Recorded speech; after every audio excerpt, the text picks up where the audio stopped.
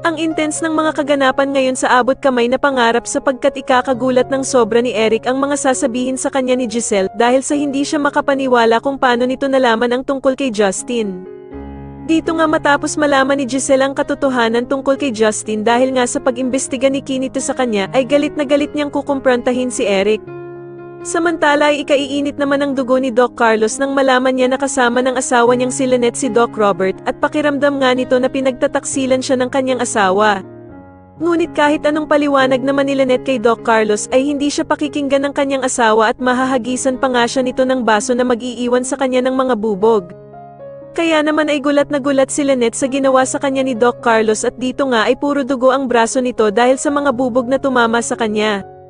Sa kabilang banda naman ay muling babalik nga ang feelings nitong si Doc Robert kay Lynette dahil nga sa pagyakap nito sa kanya nang makaramdam nga ito ng sobrang takot.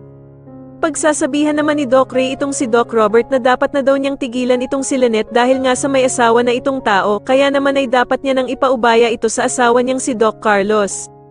Pero sasabihin ni Doc Robert na naiinis lamang siya kay Doc Carlos dahil sa pinababayaan daw nito si Lynette na umalis kung saan-saan imbis na magpahinga na lamang ito.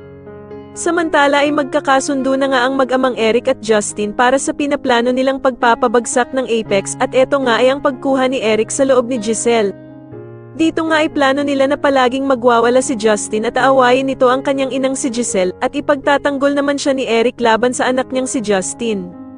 Sa tingin nyo dito na nga kaya tuluyang lumabas ang totoong pagkatao ng anak ni Eric na si Justin, mas lalo na nga talagang nagiging exciting ang mga susunod na kaganapan kaya naman ay mas lalo pa nating abangan ang mas lalong gumigandang abot kamay na pangarap. Maraming salamat po sa inyong panonood at sana po ay masubscribe nyo ako. Maraming salamat po.